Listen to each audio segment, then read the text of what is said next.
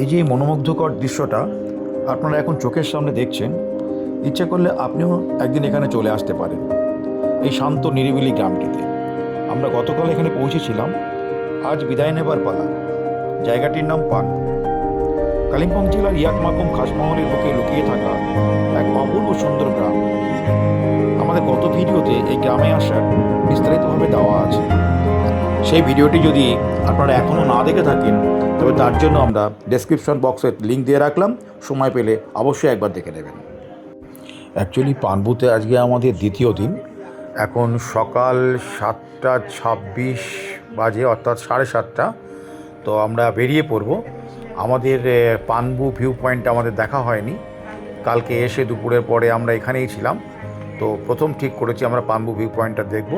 তো এখন আমরা বেরিয়ে পড়ছি, চলুন, টাটা। তবে এখন চলুন, সঙ্গে থাকুন। আমাদের প্রথম পয়েন্ট পানবু ভিউ পয়েন্ট। দেখা যাক কী অবস্থা আছে পানবু ভিউ পয়েন্ট। আমরা কিন্তু সোজা চলে যাব, আর আমরা কিন্তু এসছি যে রাস্তাটা দেখতে পাচ্ছেন আমাদের ডান দিকে, তার মানে যেদিকে যাচ্ছি আমরা তার উল্টো দিক থেকে কিন্তু আমরা চারখোল হয়ে এসছি। এখন কিন্তু আমরা সোজা যাব, এই দিকেই হচ্ছে পানবু ভিউ পয়েন্ট।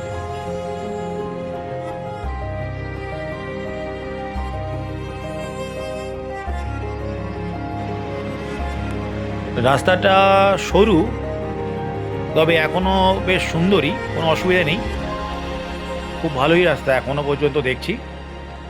আগে কি হয় দেখা যাক।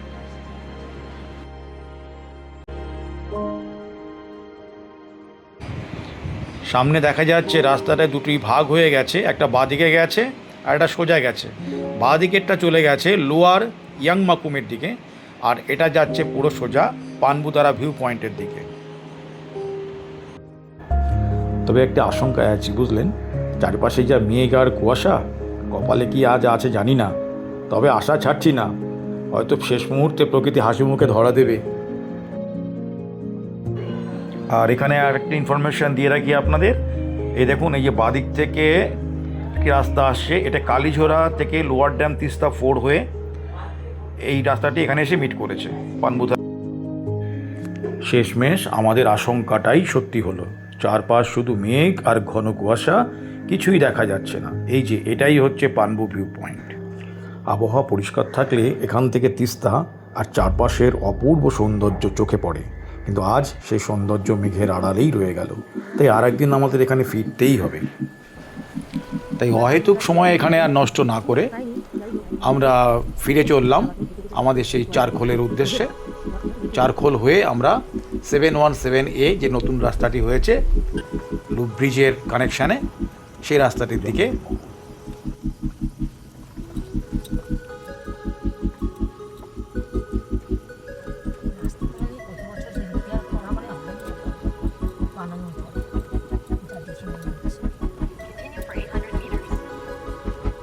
কিছু রাস্তা খুবই খারাপ,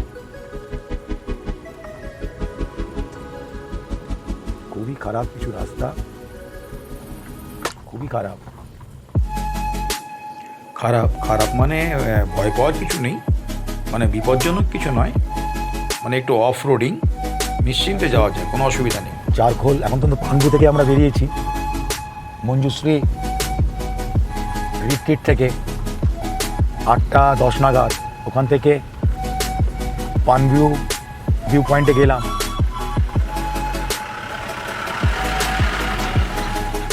এত মেঘ কুয়াশা হয়ে রয়েছে যে কিছুই ভিজিবিলিটি পাওয়া যাচ্ছে না।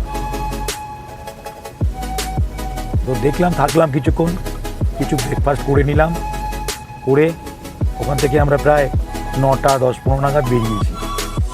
বেরিয়ে এবার যাচ্ছি আবার সেই চারখোল টপকে সামথার, মাঝখানে সামথার, এই সামথার দিয়ে যাচ্ছি এখন। তারপরে চারখোল আসবে, চারখোল টপকে আমরা বাগড়াকোটের মেইন যে রাস্তাটা, বাগড়াকোটের যে লাভাটু রাস্তা 717A, সে রাস্তায় উঠব।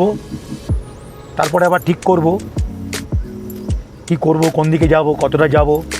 তেলেও দেখছি হাফ ট্যাঙ্কের মতো আছে। এখানে 80-90 কিলোমিটার 100 কিলোমিটারের মধ্যে কোনো তেল পাওয়ার কোনো নেই বলে দিল। দু থেকে তিনটে লোকের কাছে আমি জিজ্ঞেস করলাম পেট্রোল পাম্প আছে কি না। তো সে সমস্ত কথাটা বিচার করেই মেন রোডে ওঠার পর আমার তেল কতটা আর রইল সেই বুঝে ডিসিশান নেব। তেল অনুযায়ী আমরা ডিসিশানটা নেব। যদি দেখি যে তেলটা বেশি আছে তো লাভার সাইডে চলে যাব, আর না হলে ব্যাক টু বাগড়াকোট ওই লুপ ব্রিজ হয়ে নিচের দিকে যাবো। ডিস্টেন্সটা কম আছে সেই কারণে। তো যা কিছু সিদ্ধান্ত আমরা এই মেন রোডের উপরে উঠেই নেব। হ্যাঁ, আমরা এখন ডাবলিং ভিউ পয়েন্টে একবার যাব, বেশি দূর নয় ওখান থেকে। দেখি ডাবলিং মেমোটা দেখে তারপরে ডিসিশন নেবো কী করবো, কোন রাস্তা কোথায় কতটা টাইম লাগছে, তেলের মাইলেজ কত আছে পাচ্ছি, যাবতীয় বিচার করে। তো রাস্তা দেখুন, এখানে এই দেখুন দুটো গাড়ি তো এমন অবস্থা, তো অফরোড।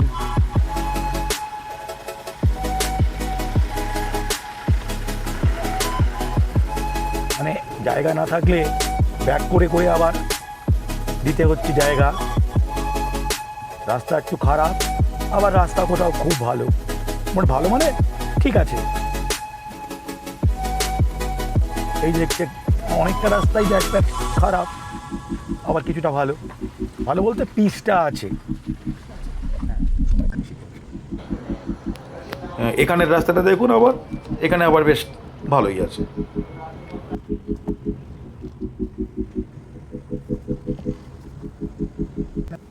কিছু জায়গায় রাস্তা খুবই খারাপ,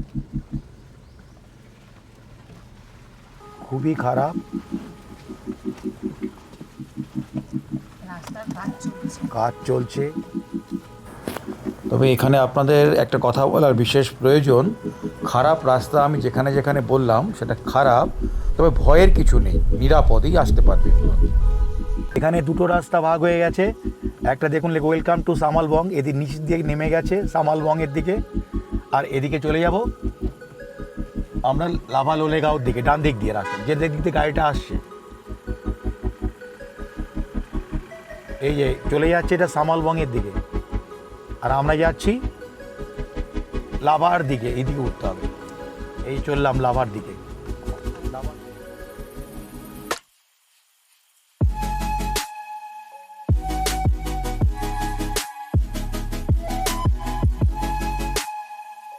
এরিয়াটা পুরোটাই কিন্তু চারকোল এর এরিয়া।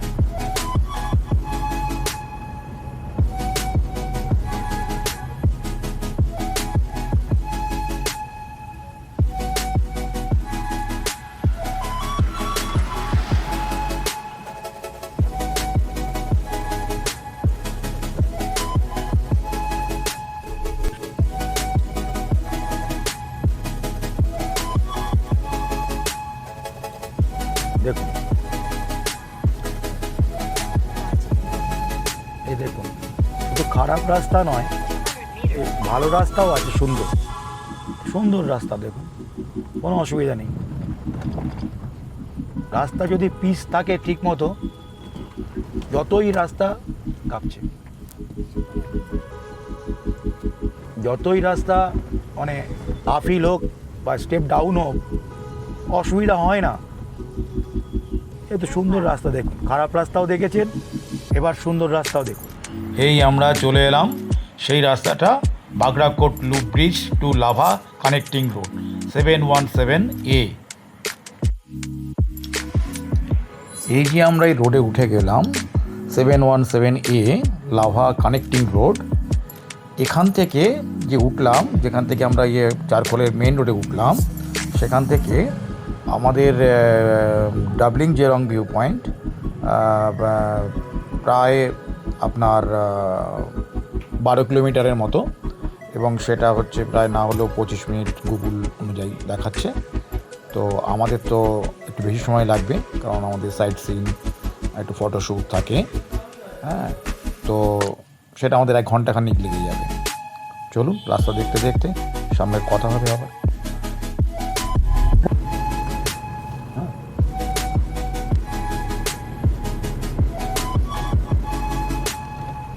দেখুন এই লাভার রাস্তা, আইনের রাস্তা অতি সুন্দর, অতি সুন্দর। এখান থেকে আর 8 কিলোমিটার দেখাচ্ছে ডাবলিং জেরং ভিউ পয়েন্ট, কিন্তু মাঝখানে আর 4 কিলোমিটার পরে দেখাচ্ছে যে এটা লোলেগাঁও পার্ক, যেটা আপনাদের আগে বলিনি আমি। তার আগেই লোলেগাঁও পার্ক পড়বে আর 4 কিলোমিটার বাদেই। তারপরে লোলেগাঁও পার্ক থেকে আবার 4 কিলোমিটার গেলে পরে ডাবলিং জেরং ভিউ পয়েন্ট। অর্থাৎ চারকোল ফটক থেকে, যেখান থেকে আমরা হাইওয়েটা মিট করলাম, সেখান থেকে লোলেগাঁও পার্ক হচ্ছে 8 কিলোমিটার আর ডাবলিং জেরং ভিউ পয়েন্ট হচ্ছে 12 কিলোমিটার।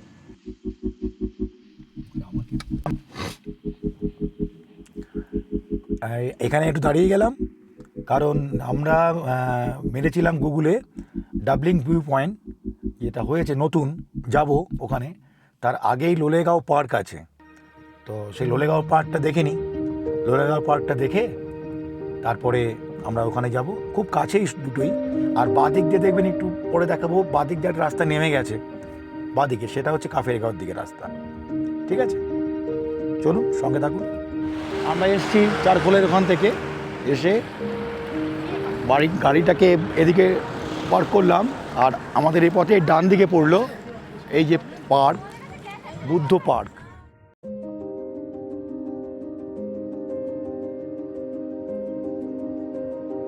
এর সাথে কানেকশন করবে, কিন্তু এই যে লোলেগাঁও পার্ক, এই যে লোলেগাঁও, এই দাঁড়িয়ে আছে আমার ম্যাডাম। এই যে লোলেগাঁও ইকো পার্ক দেখা যাচ্ছে, এই যে পার্কটা, কিন্তু পার্কের এই যে টিকিট কাউন্টার, এই যে টিকিট দুটো 20 টাকা। চলুন এবার যাওয়া যাক।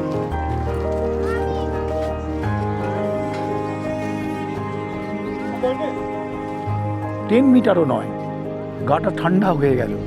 এত ডিফারেন্স, এত কম ডিস্টেন্সে, বাপরে বাপ। এটা দেখার পর আমরা ওদিকে যাব, ওদিকটা কেমন দেখতে হয়। এখানে এই ঢুকে ওইখানে দেখা যাচ্ছে, দেখুন ওইখানে ওই একটা মানে ভিউ পয়েন্ট, উপর থেকে উঠে দেখা যাবে আর কি পুরো এরিয়াটা। আর এখানে এখান থেকে সরু রাস্তা এখান থেকে চলে গেছে পার্কের ভেতর দিয়ে একটা ওদিকে। আর এই সাইডটা ভিউ একটা ভালো সুন্দর ভিউ আছে, এই যে সামনের দিকটা। কিন্তু এখন তো গোটাটাই মেঘলা, কিছু দেখার উপায় নেই। ম্যাডাম ছুটে চলেছে দেখুন ভিউ পয়েন্টের দিকে। এই যে এদিকটার ভিউ, এই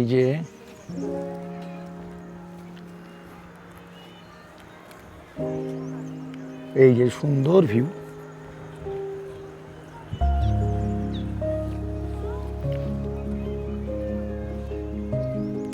এইটা ভালো লাগছে, এদিকটা আরো ভালো লাগছে, দারুণ। আর দেখতে পাচ্ছেন পার্কের মধ্যে একটা ছোট্ট ওয়াচ টাওয়ার, এখান থেকে চারিপাশের ভিউটা পার্কের খুব সুন্দর দেখা যায়। আর সামনে আছে হেঁটে গেলে রাস্তা দিয়ে ক্যানোপি ওয়ার্ক, এই যে, কিন্তু সেই বিখ্যাত ক্যানোপি ওয়ার্কটা নেই এখন, একটা ছোট্ট একটা বানিয়ে রেখেছে, তাও তালা দিয়ে রেখেছে পর্যটকদের জন্য ভেঙে যাওয়ার আশঙ্কায়। আর চারিদিকে সুন্দর একটা শোভা, ওদিকে পাইনের শাড়ি, আর এদিকে ছোট ছোট সুন্দর নীলাভ ফুল, নাম জানি না, মানে সব মিলে চারপাশের দৃশ্যটা বেশ একটু সুন্দরময়, খুব ভালো লাগে। ডাবলিং, আমরা এখন ডাবলিং ভিউ পয়েন্টের দিকে যাব, সেখানে দেখি, কাছেই আছে। ঠিক আছে, ওকে। আমার হাজবেন্ড গাড়ি নিয়ে আসছে, আমরা এখন ডাবলিং জেরং ভিউ পয়েন্টের দিকে যাব।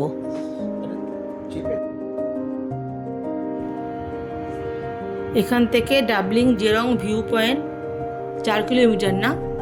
হ্যাঁ, এখান থেকে জেরং ভিউ পয়েন্ট 4 কিলোমিটার, সময় দেখাচ্ছে 12 মিনিট লাগবে গুগল অনুযায়ী। এই আমরা প্রায় চলে এসেছি, এই ডান দিকে যে রাস্তাটা, এই ডান দিকেই আমাদের ডাবলিং জেরং ভিউ পয়েন্ট। হ্যাঁ, আমরা ঢুকে পড়লাম সেই রাস্তায়। বাবা, রাস্তাটা তো আবার একটু খারাপ, একটু ব্যাচ প্যাচ, ওই বাপরে বাপ, এখানটাও আবার এরকম, বাপরে বাপ, একটু খারাপ দেখছি সামনের দিকটা। আবার সামনে দেখতে পাচ্ছি সামনের রাস্তাটা ঠিক আছে, আবার এখানে একটু অফ রোড। তো এখান থেকে আর 1 কিলোমিটারের মতো রয়েছে, চলে এসেছি আমরা প্রায়। খুব সুন্দর জায়গা, গাড়িটা এদিখানেই কোথাও পার্ক করতে হবে, আর এখানে যাবে না মনে হচ্ছে। ওই যে দেখুন গেটটা, ওই গেটটা দিয়ে আমরা এখানে চলে এসেছি হেঁটে। বললো গাড়ি আর যেতে দেবে না, আর গাড়ি ওখানে রেখে আমরা আমাদের হেঁটে যেতে হবে। বললো 2 মিনিটের রাস্তা, বেশি দূর নয়, তাই চলুন হেঁটেই যাই, দেখা যাক কতটার পথ আছে সামনে। আর এই চারিদিকে বাঁদিকে দেখুন কি শোভা, অপূর্ব শোভা পায়। চলুন আপনাদের আর একবার দেখাই, দেখুন কি মনোরম দৃশ্য,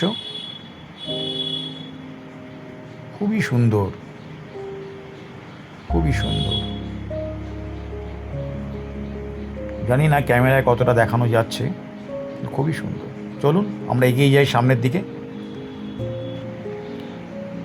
এই যে ডান দিকে যেটা দেখতে পাচ্ছেন, এটি কিন্তু একটি পয়েন্ট, ভিউ পয়েন্ট, জেরং ভিউ পয়েন্টের। ওই সামনে সিঁড়ি আছে, সিঁড়ি দিয়ে উঠতে হবে।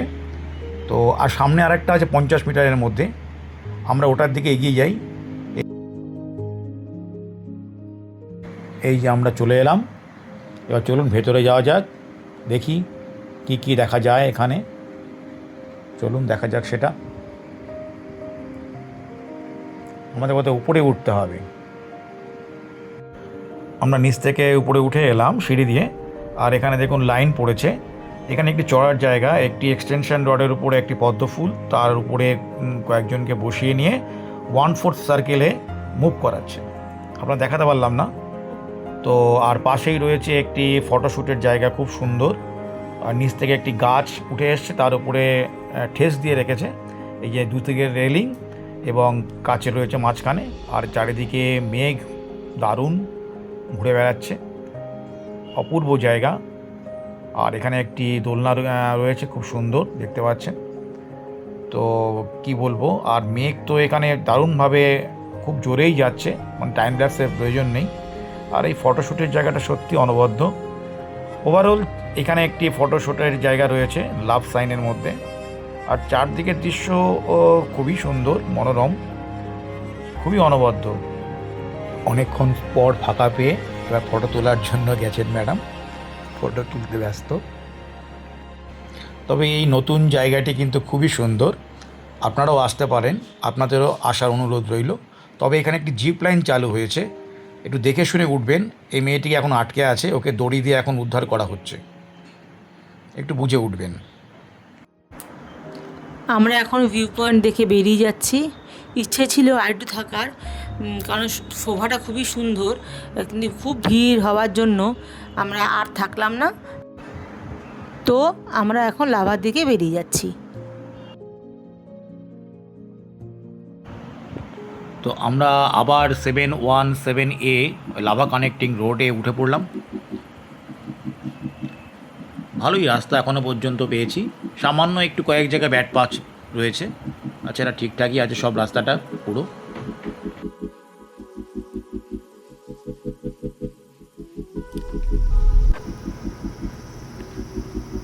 এখন 1:06 বাজে, 5-6 মিনিট হলো বেরিয়েছি আমরা ওই ডাবলিং জেরং ভিউ পয়েন্ট থেকে বেরোলাম। তো যাচ্ছি এখন গরুবাথানের দিকে, তেলও ভরতে হবে। দেখা যাক কোথায় গিয়ে আজকে আসতে না হয়, যাচ্ছি। রোড ট্রিপ হচ্ছে এটাই, যেখানে ভালো লাগবে দাঁড়াবো, যেখানে থাকতে পারবো সেখানে থেকে যাব আর কি। চলুন আমাদের সাথে চলতে থাকুন, দেখতে থাকুন কিছু রাস্তা।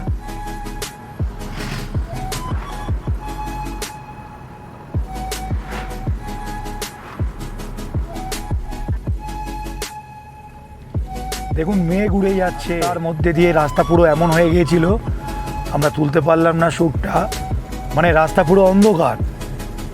এখন আবার খোলা হয়ে গেছে। এই নিচটা দেখুন, নিচ দিয়ে উঠে এসেছি, একদম অন্ধকার ছিল, ক্যামেরাটা খুলতে পারিনি। আবার এদিকে আবার সামনে সামনে দেখুন, এই সামনে আবার অন্ধকার, দেখুন সামনে অন্ধকার, কিছু দেখা যাচ্ছে না।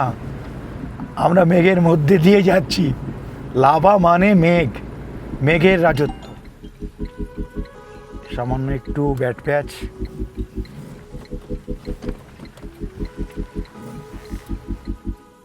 এই স্টেজটার সম্বন্ধে বিশেষ কিছুভাবে বলার আছে। এটা হচ্ছে লাস্ট স্টেজ লাভা কানেক্টিং রোডের ওঠার মুখে।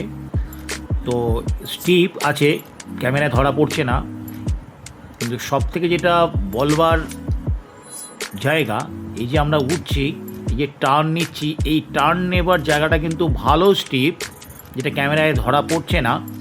এখানটা কিন্তু একটু লুজ হলে কিন্তু আপনাকে বিপদে পড়তে হবে, খুব সাবধানে এই জায়গাটা উঠতে হবে।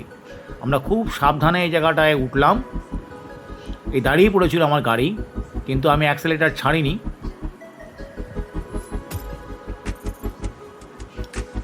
এইখানটা কিন্তু খুব সাবধানে আপনাদের উঠতে হবে, সতর্ক থাকতে হবে।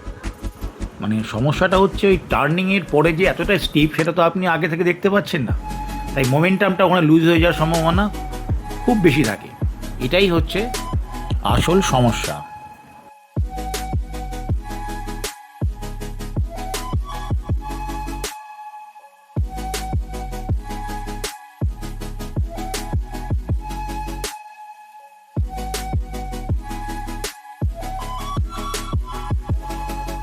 আলটাই খাচ্ছে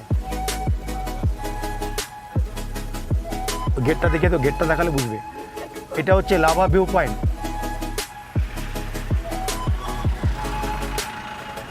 উপরে ওই পাইনের গাছ, জঙ্গল, লেপটা জগতের মতো অনেকটা।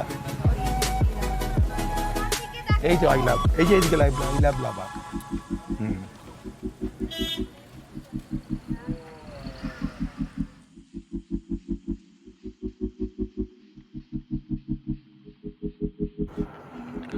এই দেখুন কি সুন্দর একটা টার্নিং পয়েন্ট। এখানে একটা আবার বুদ্ধ স্তূপা রয়েছে, দারুণ জায়গা।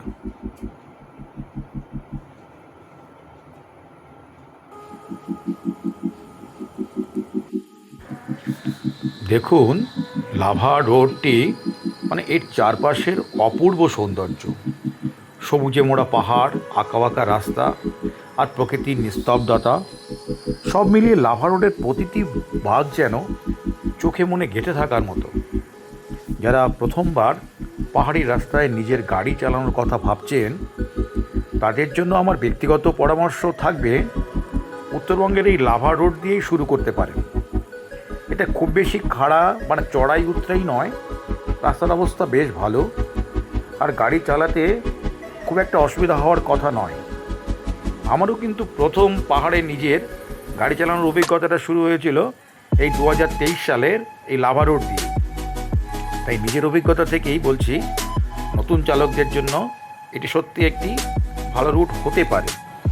এখন আমরা লাভা টাউনের মধ্যে ঢুকে পড়েছি। দেখতেই পাচ্ছেন প্রচণ্ড ঘিঞ্জি, চারিদিকে অসংখ্য হোমস্টে, হোটেল রয়েছে, বাড়িঘর আর লোকও রয়েছে বেশ।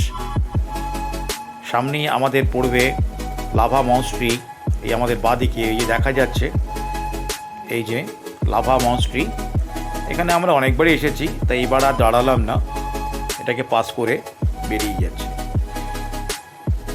লাভা সত্যি খুব স্নিগ্ধ, খুব সুন্দর, বিউটিফুল।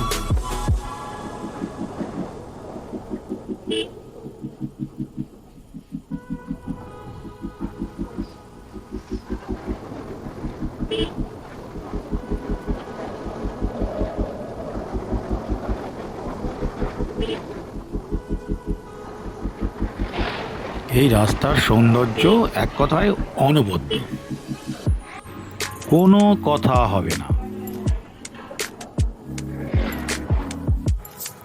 আমরা পাপড়খেতিতে এসে পৌঁছালাম। এর নিচ দিয়ে চেইল নদী চলে গেছে, আর ওই যে আপনারা দেখুন, দেখা যাচ্ছে ওই যে ঝর্ণাটা চেইল নদীতে এসে পড়ছে, মানে চেইল নদীতে এই ঝর্ণাটা পড়ছে, আর নিচ দিয়ে চলে গেছে চেইল নদী। খুব সুন্দর জায়গা। আমরা এখানে আগেরবারও এসেছি, তো এখানে আর দাঁড়ালাম না, এটাকেও পাস করে বেরিয়ে গেলাম।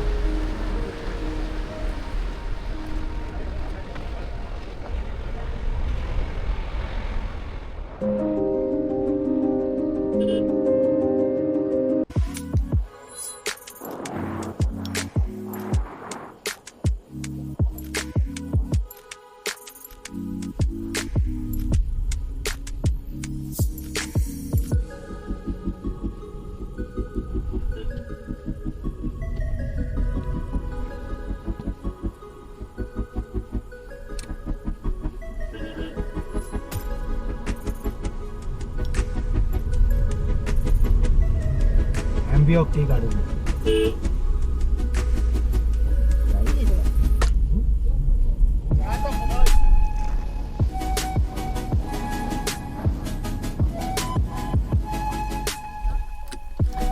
অ্যাম্বিয়ক টি গার্ডেন কাছে দাঁড়ালাম। একটু টি গার্ডেনটা নেমে দেখি। লাভা থেকে গরুয়াথানার দিকে আসার পথে পাপড় খেতির জাস্ট পরেই পড়ে এটা।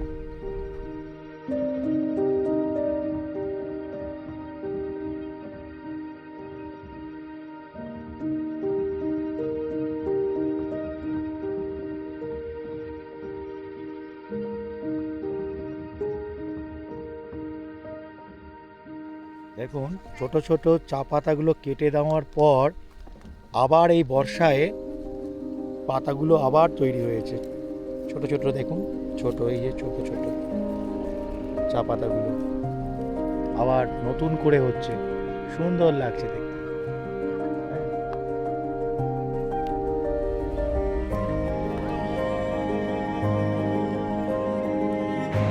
আমরা আবার চলতে শুরু করলাম, নিচের দিকে নামতে শুরু করলাম।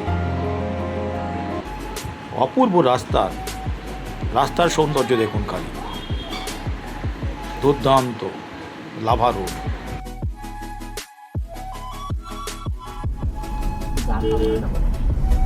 সামনেই গরুয়াথান পিকনিক স্পট আসছে, চলুন দেখা যাবে।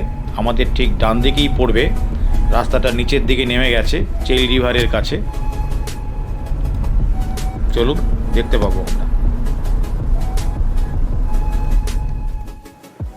এই যে নেমে যাচ্ছি চেইল রিভারের কাছে, গরুয়াথান পিকনিক স্পট। চলুন দেখতে পাবো, সামনেই চেইল রিভার আছে।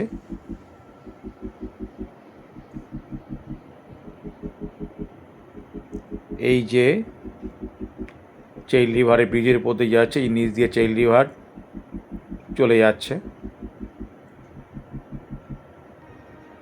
এই ডান দিকে টার্ন নেবো আমরা।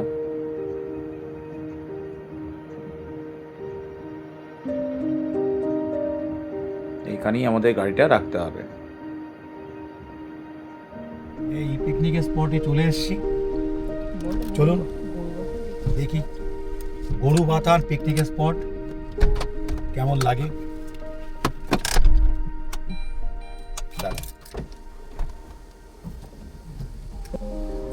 বন্ধ হয়ে গেল দেখি, আসুন।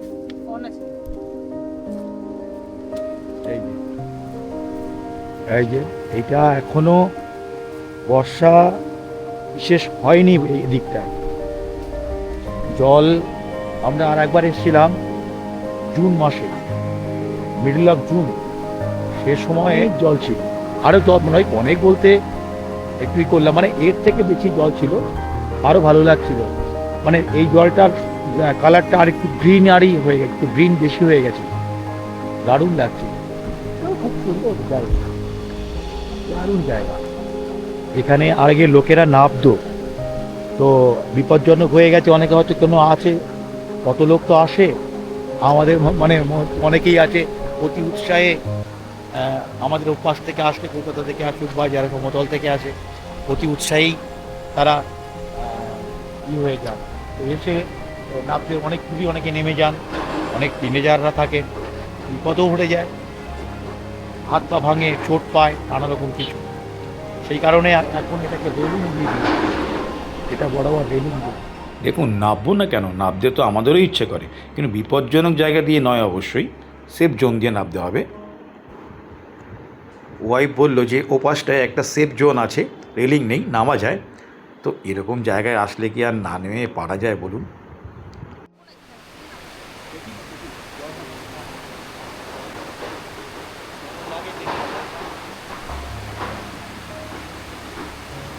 ওর পায়ে ব্যথা বলে ও আর এগালো না, আমি একটু নিচ থেকে নেমে ঘুরে এলাম। কতগুলো বসার সিটিং রয়েছে, ওগুলো বসে, আর লোকেরা এখানে এসে পিকনিক করে, বিশেষ করে পিকনিক সিজন টাইমে ডিসেম্বর জানুয়ারি, এখানে ওই জায়গাতে ওই এরিয়ায় প্রচুর নদীর ধারে বসে এরা পিকনিক করে। আজ 26শে মে, তবে যেমন ভেবেছিলাম যে রাস্তাটা হয়তো কী অবস্থা আছে, কতটা বৃষ্টি ভেঙে গেছে, কী হয়েছে, যেতে পারবো কি পারবো না, একটা যাই বলুন না কেন, পাহাড়ে আসতে গেলে আমরা যারা গাড়ি চালাই না, সমতলেই আমরা মাসে 1-2 দিন গাড়ি চালাই, কারণ আমরা তো নই, প্রফেশনাল নই। তারপরে পাহাড়ে যখন আসি 2 মাস 4 মাস 6 মাসে, রাস্তার কন্ডিশন কালিম্পং দার্জিলিংয়ের কিছু কিছু রাস্তা কেমন আছে সেটাকে ভালো মতো না বুঝে আসতে তো অসুবিধা হয়ই। একটা সেও কাজ করে, টেনশন, মানে কথাটা একটা চাপ বলুন, যেটা কি বলুন, কাজ করে। তো সেই কারণে সেটা ভেবে এসেছিলাম যে হয়তো কীরকম হবে না হবে, কিন্তু এই পাহাড়ের উপরে কিন্তু যেটা দেখলাম এখনও পর্যন্ত খুব বেশি বৃষ্টি তেমন হয়নি, রাস্তা মোটামুটি ভালোই আছে। আমি তো চারকোল, সামতার, পানবু ওপাশ দিয়ে ঘুরলাম, ঘুরে লাভা হয়ে ফিরছি, এখন গরুমাথানা দিকে যাচ্ছি। আজকে দেখি কতটা যেতে পারি। আজকে এই ডুয়ার্সের কাছাকাছি থাকবো, কাজল বাবা ডুয়ার্স। এবার বলি আসল কথা, যে আজকে থাকবো কোথায়। সেটা নিয়ে বেশ চিন্তাভাবনা করতে গিয়ে ভাবলাম শিলিগুড়িতে থাকবো, কিন্তু পরে দেখলাম শিলিগুড়ি যেতে গেলে তো আমাদের সেবক হয়েই নামতে হবে। তো সন্ধ্যেবেলায় সেবকের দিকে দারুণ জ্যামই হয়। তো যথারীতি পরিকল্পনাটা পাল্টে ফেলে ভাবলাম কলকাতায় ফিরবো ফুলবাড়ি হয়েই। তো ফুলবাড়ি হয়ে ফিরতে গেলে এই গাজলডোবার থাকাটাই অনেক বেশি সুবিধাজনক। তো সিদ্ধান্ত নিলাম গাজলডোবার ইউথ হোস্টেল। প্রথমেই ফোনও করেছিলাম, তো বলল যে হ্যাঁ ঘর খালি আছে, কোনো অসুবিধা নাই, চলে আসুন। তো আমাদের আগেও থেকেছি এখানে, আমাদের থাকার অভিজ্ঞতা খুব ভালো, তাই সিদ্ধান্ত নিলাম গাজলডোবার ইউথ হোস্টেলেই থাকবো আজকের রাতটা। চলুন ইউথ হোস্টেলে এখন আমরা পৌঁছাই।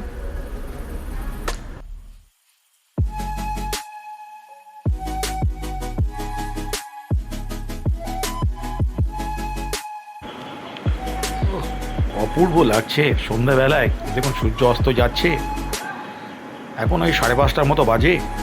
দারুণ লাগছে, খুব সুন্দর জায়গা। আমার এই জায়গাটা ভীষণ ভালো লাগে, নর্থ বেঙ্গলের এই জায়গাটা আমার ভীষণ প্রিয়।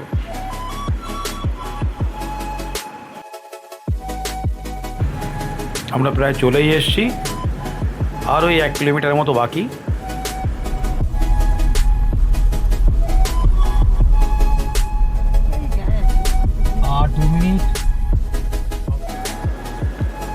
একবার চারপাশে চোখ বুলিয়ে দেখুন, কি অপূর্ব এই প্রকৃতির সাজ।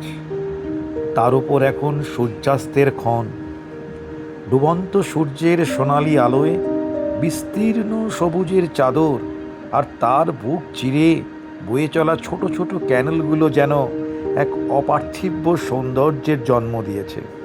মনে হচ্ছে প্রকৃতি যেন আজ নিজের সবকটু রূপ সৌন্দর্য উজাড় করে এই সন্ধ্যাবেলাকে আরও মায়াময়, আরও মহামায়া করে তুলেছে।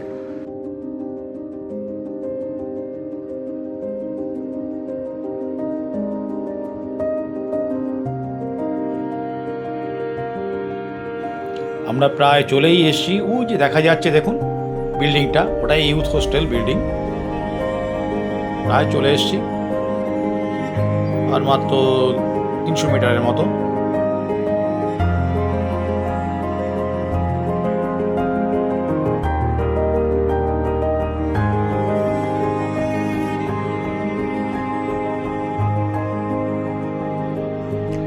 শেষমেশ দীর্ঘ পথ পেরিয়ে আমরা পৌঁছে গেলাম আজকের গন্তব্য গাজলডোবা ইউথ হোস্টেলে। সারাদিনের যাত্রার ক্লান্তি যেন মুহূর্তেই মিলিয়ে গেল এই শান্ত আর মনোমুগ্ধকর পরিবেশে। গুড মর্নিং ফ্রেন্ডস, আজকে ভিডিওটা করছি দুটি কারণে। একটি হচ্ছে আজকে আমরা এখন আছি গাজলডোবায় ইউথ হোস্টেলে, সেটার ঘরটার রিভিউটা দেওয়ার জন্য। তার বাইরের পরিবেশ, এখন ব্যালকনিতে দাঁড়িয়ে আছি 2nd ফ্লোরে। সকালবেলায় চেক আউট করে বেরিয়ে যাব কলকাতার দিকে। এখনকার করছি এটা হচ্ছে এদের এই জায়গাটা আমাদের এত ভালো লাগলো, মানে আমরা এর আগেও অনেকবার থেকেছি, এবারে যেন আরেকটু ডেকোরেশন হয়েছে নাকি বুঝতে পারছি না, মনে হচ্ছে। রুমটা দেখুন আপনি, সুন্দর একটি রুম, বেশ বড়। এটা এইখান থেকে ঘরের এটা হচ্ছে এন্ট্রান্স, এতক্ষণ তো বাইরে ছিলাম, ওইখান থেকে ওই যে লিফট আছে, লিফটে করে এলাম। সুন্দর পরিবেশ। এই যে লবিটা, পুরোটা লবি, ডান সাইডের লবি এটা বাঁ সাইড, এপাশ থেকে এসেছি। এই যে 214 নাম্বার রুম, এই যে ঢুকছি। রুমটা দেখুন বেশ স্পেসিয়াস, এসি আছে। এদিকে একটা আলমারি, কাঠের আলমারি টাইপের বলা যেতে পারে। আর এদিকে দুটো সুন্দর চেয়ার, একটা টেবিল, মানে বেশ স্পেসিয়াস। আপনারা দেখলেই বুঝতে পারবেন। টেবিল সুন্দর, এখানে বেড সাইড টেবিল, এখানে এটা আছে, কিং সাইড বেড আছে। আর তারপরে আছে এ সাইডে সুন্দর একটি ব্যালকনি, যেটা থেকে এতক্ষণ আপনাদের দেখাচ্ছিলাম। ঠিক আছে, এটাই দেওয়ার জন্য। এর ভাড়াটাও বলে দিই, এসে ফাঁকা পেয়ে যাবেন। আসলে যদি ফাঁকা থাকে সবসময় কোনো অসুবিধার হওয়ার কথা না, সাধারণত খুব বেশি। এর ভাড়াটা হচ্ছে নিয়েছে 2153 টাকা। ভালো, বেশ সুন্দর। এই বাজেটের মধ্যে মানে নিট অ্যান্ড ক্লিন, সবচেয়ে বলতে গেলে নিট অ্যান্ড ক্লিন, সুন্দর, খুব ভালো লেগেছে। বাথরুমটাও আপনাদের দেখিয়ে দিই, এখনো হলো না।